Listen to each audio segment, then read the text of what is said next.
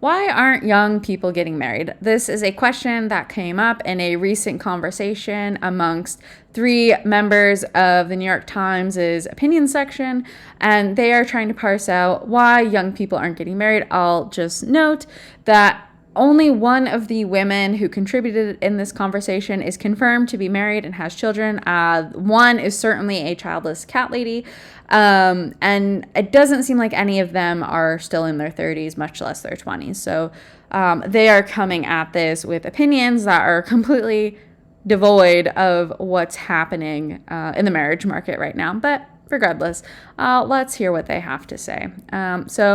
It talks about, it opens up with the facilitator of this conversation saying, recently she's been reading and hearing a lot about the melees that women are feeling about romantic relationships, particularly the heterosexual kind. In articles and podcasts, there's been a slew of deep dives into the emotional labor of dating men, the problem with marriage, and how dating apps are leaving women feeling hollow. I'll note this entire conversation is female-centric. It acknowledges none of the issues that men are facing and why that could possibly be contributing to the marriage crisis in this country, at least the declining marriage rates. They are completely oblivious to the fact that it takes 2 to tango, and men's opinions have no place in the New York Times.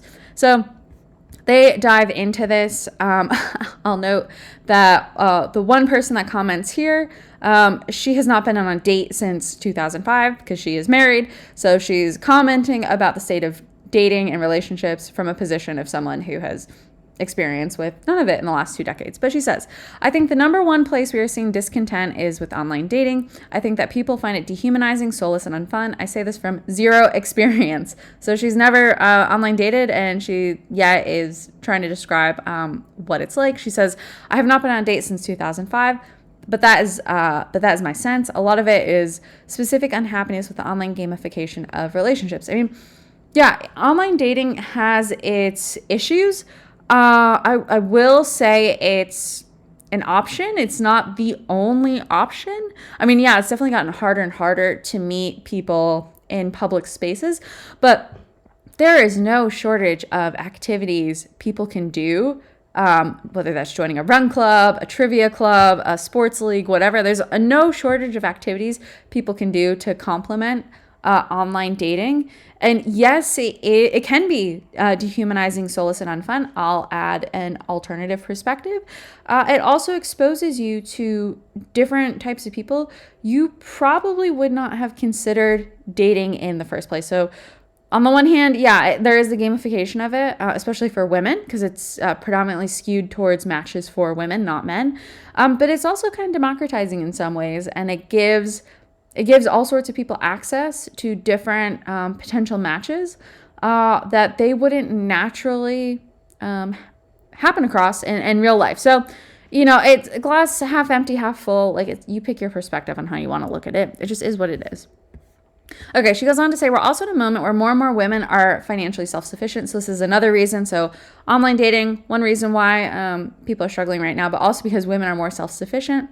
So in terms of coupling for financial reasons, which has been the history of marriage, women no longer see that as a requirement. They can be self-supporting and self-sustaining. That's something that has started happening the past 20 years. So there's a majority of women who could support themselves into adult life. So basically, they don't need men anymore. And so that's why women are choosing not to date and not to get married. So marriage is becoming more and more of an option than it ever has been. The other person who contributing to this is a childless cat lady who is perpetually single. And of course, she's in her early 50s. And while she has been on dates in recent times, I don't know if she's one to give advice to 20 and 30-year-olds. But anyways, she says, I think the doom is coming primarily from women in their 20s and 30s who would have historically be looking to marry or have children. So there might be some unmet expectations here. She adds her 2 cents with online dating. She says, even in my experience of it, the gamification leaves you with a sense of, I don't like this one, I'll move on to the next one. There's no commitment factor because it doesn't benefit these apps. Okay, one of the things that this leaves out, and this is why it's important to have men at the table, and that continuing to have these conversations with just women is kind of detrimental because it's very much an echo chamber that bloviates around feminist narratives, is that men are not having the same experience on dating apps as women. Like for every 100 matches a woman gets, and this could be a subpar woman, like a 4 or 5, for every every 100 matches she gets, a guy is only going to get one match. So women like think it's a swiping game where you're just constantly swiping left, right. Like guys aren't having the same experience. They kind of have to take what they get, and they're not really getting much from it. And then of course, a lot of these apps are monetized, so they're a lot of the best matches are paywalled, so there's an incentive to pay more. So I think men are feeling like they're getting the short end of the stick.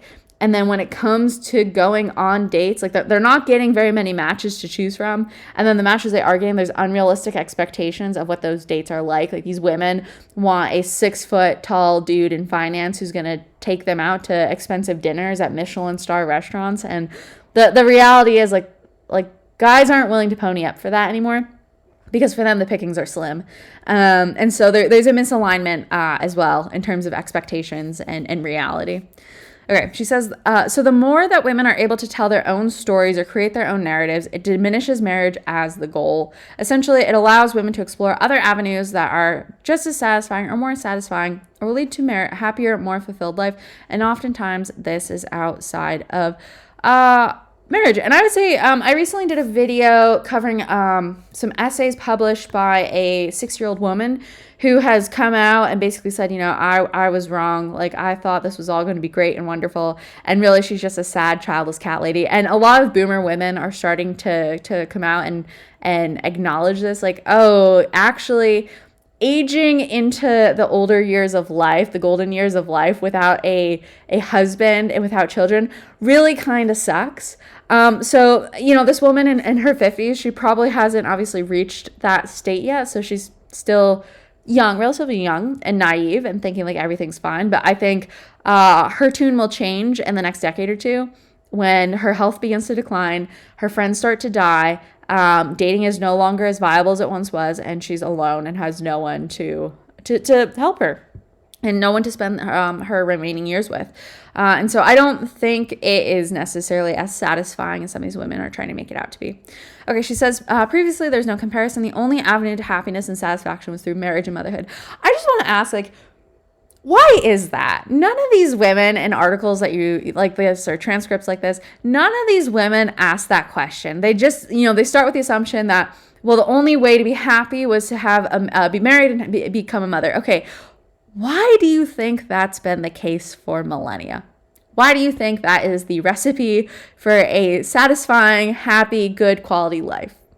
I think it's because when you become married and when you have children, you are no longer the center of your own universe. You have to subordinate yourself in a new way. And I'm not necessarily saying like you're killing yourself, you're getting rid of yourself. I think a lot of these feminist women will make it seem like that you're like, just it's the end of you, life as you know it ends, and you become like this subservient person to other people.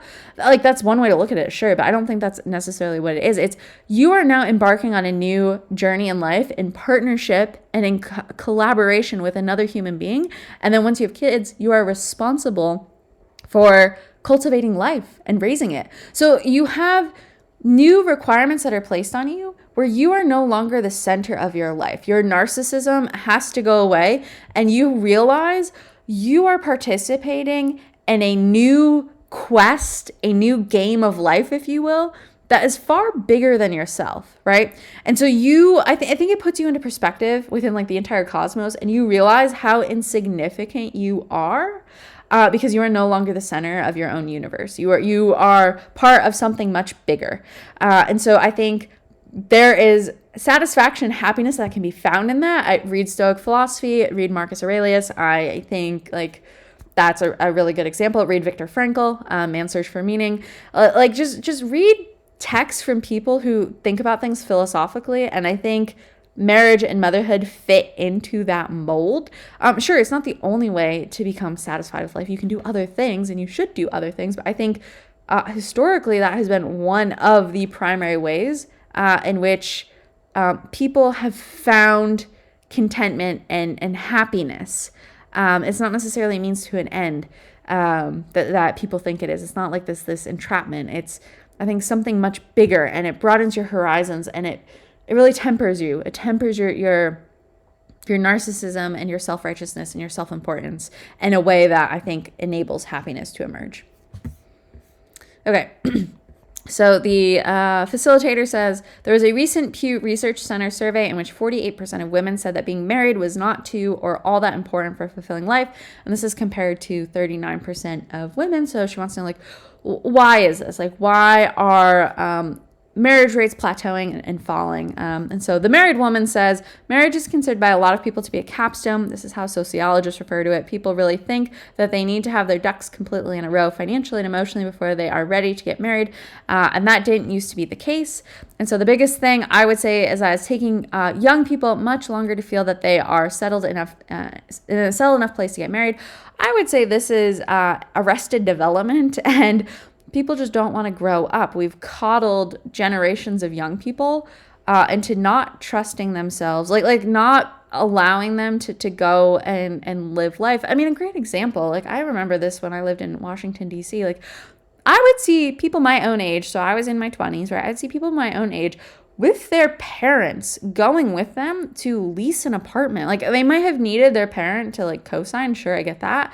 But like a lot of these young people, like mommy and daddy was still paying like their credit card bills so they could do whatever they wanted. Mommy and daddy was paying rent, and they were taking mommy and daddy with them to go look at apartments. Like at some point you have to leave the nest and be on your own. And I don't think millennials did a very good job of that. And I don't think Gen Z is doing a very good job of that. I mean, Gen Z is absolutely terrified to leave because of, the cost of living. And I get that. Like housing is expensive. Also, like this is why young people historically have gotten roommates, and you eat ramen and you do certain things. A lot of, it's kind of a rite of passage to struggle for a little while. And so young people aren't willing to go through the struggle. And so they're in this state of arrested development where they're delaying the start of adulthood. And so that I think is why it's taking them longer to feel settled enough to get married, as because they're not like they're depriving themselves, their parents and themselves, they're depriving themselves of opportunities to see what they're made of and literally grow up. So they're acting as children. Okay. It continues on to say, I'd probably say being married is not too important for a fulfilling life, because I believe that other people can definitely have a fulfilling life without being married, while also knowing that my being married in what I think is a good marriage is one of the most important aspects of my life. Okay, this is again rules for thee and not for me. This is part of a thesis put out by Dr. Danny Sulikowski about reproductive suppression, manipulative reproductive suppression, where you have elite women in privilege, prestigious positions of power who say things that they put across messaging, but it doesn't apply to them. So in this case, she's saying, yeah, you can find a fulfilling life. You don't have to just be married to do it. So telling younger women here, it's okay, you don't need to get married. But then there's the caveat with the second clause in the sentence. But I'm married and I have a good life, and I think this is the most important aspect for my life, but like you don't have to follow in my footsteps, you don't have to do this too. And I think this is part of a larger problem we're seeing within female culture, where there's a lot of competition, and the women at the top are deliberately manipulating women at the bottom to convince them not to have kids, not to get married, because it's bad for them, even though they're doing those things themselves. So this is an example of that. Okay. So the childless cat lady says, during COVID and coming out of COVID, we heard so loudly and understandably from so many women who felt that they were shouldering all of the household responsibilities and all of the childcare responsibilities in a very intense and difficult time. Okay, so you had a global pandemic, forced a lot of people home, made people confront things for the first time. But I don't necessarily think that this is a sufficient case for why like people are still not getting married. Like COVID is over. COVID is done. We can move on from that. Okay. Like women still carry a lot of household responsibilities. There's a obvious reason for that. But continuing to blame COVID for what we're experiencing today, like it just shows like how we're struggling to be resilient as a society and come out of that. Okay, she says, I think the bigger question that applies to this is how are we, through laws and nationwide structures, supporting the institution of marriage so it can be as fair and as egalitarian as possible? And that often comes down to childcare and the penalties women experience once they start having children. So again, men are completely excluded from this conversation. The assumption is that childcare penalizes women. And, we haven't done anything to support egalitarian marriages in this country, and women are the only ones who are the victims of it. There's no acknowledgement here that men have the most to lose from getting married. Like, divorce courts still support women disproportionately, and women are at the lead of asking for no-fault divorces. So you could get married, your wife could wake up tomorrow and be like, yeah, I'm tired of this. I don't want to be married anymore. I've made videos covering like influencers on TikTok who have literally threatened their husbands with divorce publicly over trivial things like not loading the dishwasher the right way. And these women put it on blast on social media. But they wake up, they're like, I don't want to be married anymore. They'll ask for a no-fault divorce, dissolve the marriage, and the wife will get, the house and half of everything that the man owns. So from a man's perspective, it's like, well, why would I get married if I'm going to lose everything? And even though women are starting to make more women are becoming breadwinners, more men are taking on domestic responsibilities within the home. The laws haven't kept up. So women aren't paying alimony and child support to their husbands, right? Like, it still disproportionately benefits women. So yeah, like, if you want egalitarian marriages, then please, by all means, like, I would love to see these women start advocating for more equality within the court system. And I would love to see it stop benefiting women, because women are definitely taking advantage of it. Men are aware of it, and they don't want to play the games anymore. Okay. It goes on to say, talking about like narratives around the idea of embracing singleness and renouncing marriage. It says, when narratives do pop up, there's an enormous relief in seeing your life reflected in a cultural narrative. To not have that feels extremely isolating and punishing. That also filters down to how we regulate institutions. So like I said, this is exactly manipulative reproductive suppression at play. Like, you start espousing these ideas, these anti-natalist, anti-marriage ideals.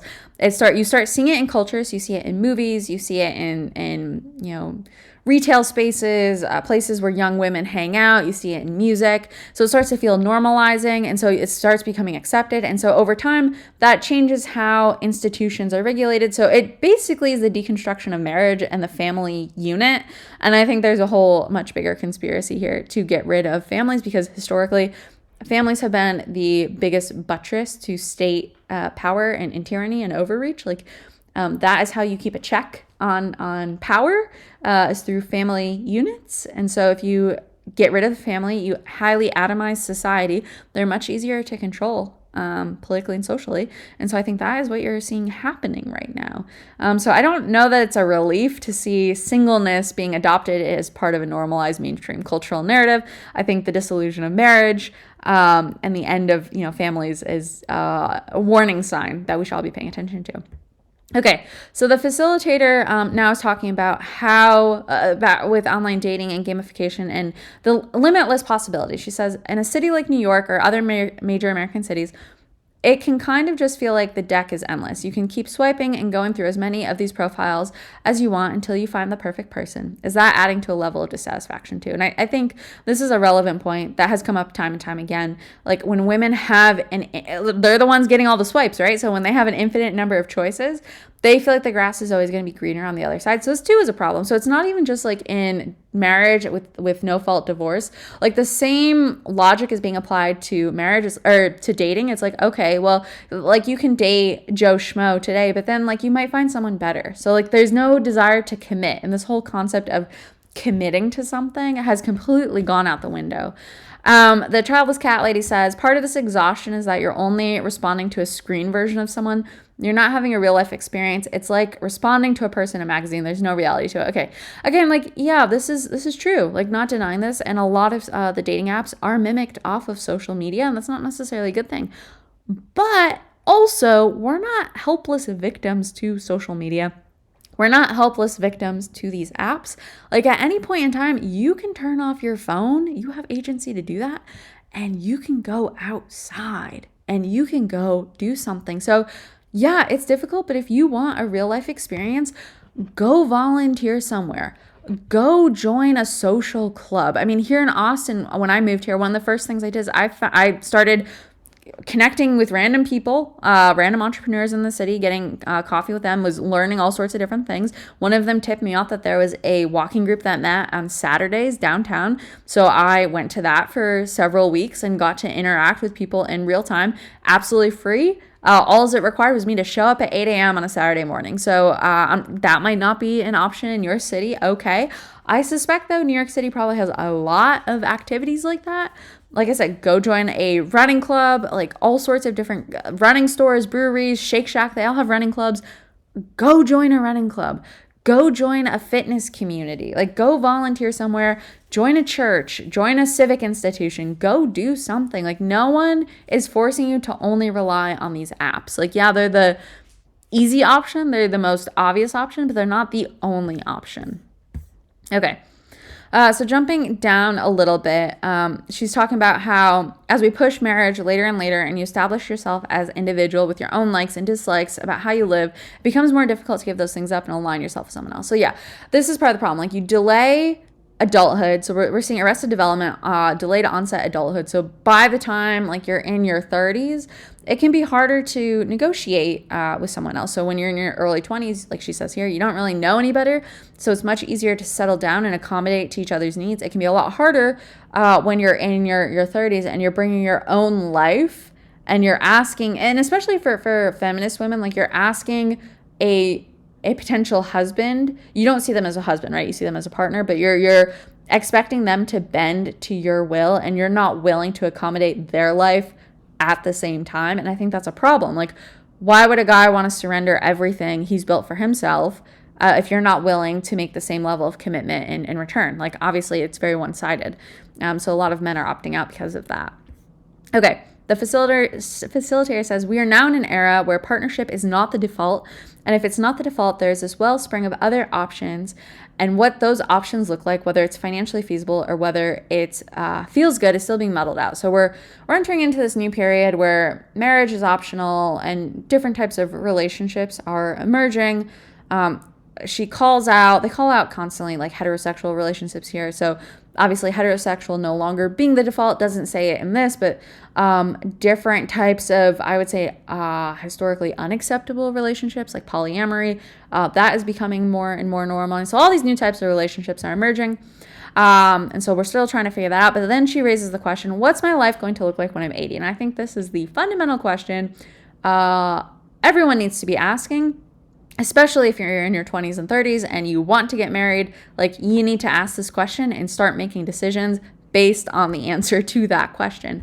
Okay, the married woman says, I feel like in every major life choice, it's about trade-offs. It's so individual and it is so based on what your desires are and how well you know yourself. There are so many discussions on having kids or not having kids. I just always knew I wanted them. I don't think this is entirely true. And I say this as someone who didn't want kids for the longest time, but has now come around to wanting kids. And I think my experience was that I was suppressed. The culture told me if I had kids, I was going to lose my career. I was going to lose my identity. I was going to lose life as I knew it. I was going to have to, play a more domestic role. I was going to have to take on responsibilities that would require me to sacrifice things that I valued at the time.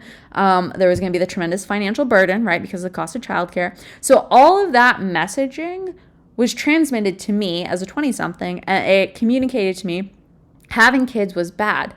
So I don't think young women are consciously making a choice to not have children. I think it's a biologic and inherent to want to have children. I think the culture and society, manipulative reproductive suppression at work here, I think the society at large around women is telling them it's bad to have children, so they're suppressing the desire. Then they're waiting until it's too late to have kids, or they're rushing to make sure that they can have them in time. And I think this is definitely what's happening to a lot of millennials, and definitely Gen Z. Like, yeah, of course there are trade-offs, but it's not as easy. The conversation isn't as easy as someone not wanting kids. Like, that's abnormal, and the fact that it's become so normalized should raise concerns amongst people. Okay, back to childless cat lady. She says, I think that it's useful to keep in mind how brand new all of this is, this idea of singleness and opting out of marriage. Just the idea that there's a slice of the population, even in America, who is able to support themselves outside of marriage in a way that they enjoy or find satisfying. Again, they keep using terminology here to say that life outside of marriage is good, it's enjoyable, it's satisfying. Again, this goes back to manipulating the language. I think they're using this language to, especially this woman, to reinforce to herself that her decisions are okay. So a lot of times, like, the reproductive suppression can come from people who just want to validate their own life choices. So you have feminist women who have aged out of their childbearing years, and they want validation for the choices they've made. So they're going down with the ship. They want to bring as many other women along with them. And so I think that's what's happening here. So you keep seeing this concept of life outside of marriage being satisfying. And sure, there might be a period of time where it is satisfying. You can do whatever you want. But at some point, it's not going to be satisfying for much longer. And there's older boomer women who are starting to come forth and share their experiences with this. So I think this is this woman in particular, her trying to make herself feel better and get the culture to come around along with her because it's validating. Okay, so that is all. That is how this conversation ends. Not really insightful. A lot of the same tropes over and over again. But like I said, it completely eliminates men. Like, men are completely excluded from the conversation. It's only women. I wasn't able to find any information from Meher Ahmed, so I don't know what her status is. Jessica Gross is married, and Glynis McNichol is not married, and I think actively dating, but that's about it. So I would be curious to know what you think. Like, why aren't people still want to marry, but they clearly aren't getting married? So why do you think that is? Like, do you agree with what they've laid out here in this piece? Or do you think there are other aspects to this conversation that they've obviously left out?